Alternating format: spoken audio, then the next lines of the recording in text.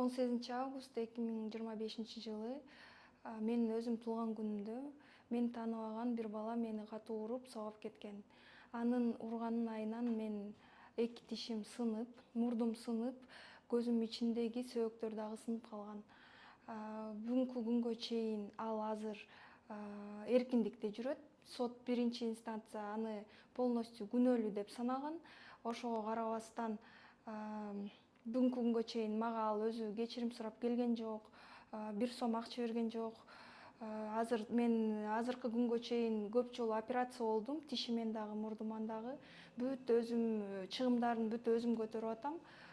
Азыркы күнгө чейин тишимдин анан кийин дары дармектерди, больницага жатып чыккандардын баарын санаганда мурдум кошпогондо эле бул жагы 500 миңден өтүп атат. Ошого карабастан күнөөлүү бир жолу дагы келип кечирим сурап койгон жок. Уже августтун 18-inde кайра бир жыл болот бул окуяга.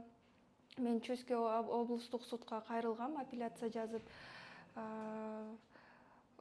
Чөйске облустук сотко күнөөлүү айыпталуучу келет, бирок адвокаты жок келет. Ал адвокаты жок келген сайын сот улам жылдырып атып, уже бир жыл өткөн атат.